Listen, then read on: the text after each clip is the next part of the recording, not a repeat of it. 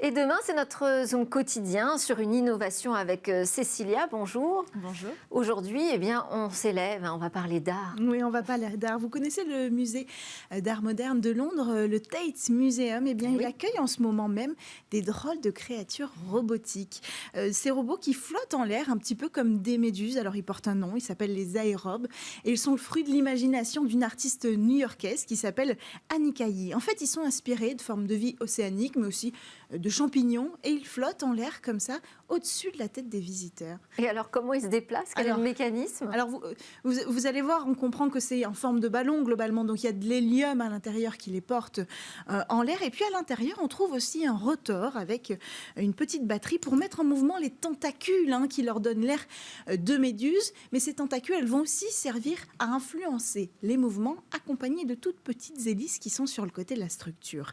Mais c'est pas tout. En fait, ce dispositif, il ne vogue pas comme ça au hasard au-dessus de nos têtes. Il est guidé par une intelligence artificielle. Plus précisément, c'est un programme qui va générer à distance un itinéraire pour ces robots volants. L'objectif, d'abord, c'est de simuler le mode de déplacement de ces êtres qui sont censés ressembler à des êtres océaniques.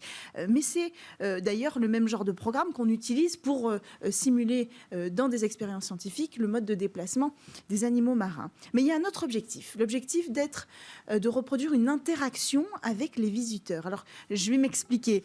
En fait, il y a des informations qui remontent dans l'intelligence artificielle qui sont des informations des capteurs qui sont placés un petit peu partout dans le musée, des capteurs de son, des capteurs d'odeur, des capteurs de température. Et donc, toutes ces informations vont remonter à l'intelligence artificielle et vont influencer la direction de ces robots, ces objets artistiques. Un petit peu comme si le son allait influencer le mouvement d'un poisson dans l'eau, par exemple. Et bien là, si vous tapez dans votre main, vous avez une chance de repousser ces objets volants de la même façon que vous repousserez un animal. Alors bien sûr, on ne connaît pas assez précisément les interactions des animaux avec ce genre de stimuli, donc c'est le moment de rappeler que c'est une œuvre d'art et non une œuvre scientifique. Et alors, comme souvent, les œuvres d'art veulent nous dire quelque chose aussi du monde qui change. Alors, quel est le message qu'a voulu faire passer cet artiste à travers ces méduses? Alors, son intention, c'est de créer un écosystème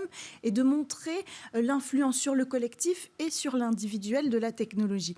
Mais pour l'artiste, le but, c'est surtout de remettre en question les idées qu'on a sur l'intelligence, et en particulier l'intelligence artificielle. En fait, pour elle, on est focalisé sur le cerveau comme vecteur d'intelligence, le cerveau comme organisateur, enfin voilà, c'est la source pour elle de notre intelligence, alors qu'elle pense qu'on peut la trouver ailleurs.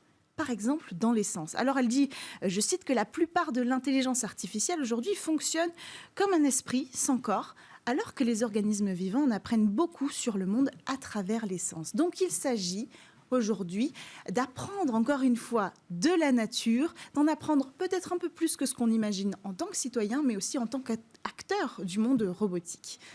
Et oui, ça trouve son écho d'ailleurs dans tous les travaux autour du machine learning et de l'apprentissage machine. On est en train de se poser la question des IA demain. Auront-elles un sens? Sentiront-elles les choses? Et c'est vrai que le cerveau n'est pas juste une machine électrique pensante, elle est aussi une machine sentante. C'est pour ça que l'homme est bien fait. Bon, merci beaucoup Cécilia. C'était Smart Tech. Je vous donne rendez-vous demain avec deux grands rendez-vous d'ailleurs. On aura le rendez-vous dans l'espace qui est dédié cette semaine à la mission d'observation de l'univers par le télescope James Webb qui sera présenté par Cécilia Sévry comme toutes les semaines. Et puis la grande interview avec une femme, Maya Noël, nouvelle tête de file de la grande association indépendante de start-up. Je l'interrogerai en particulier sur le manifeste numérique que l'association vient de publier pour la présidentielle 2022. À demain.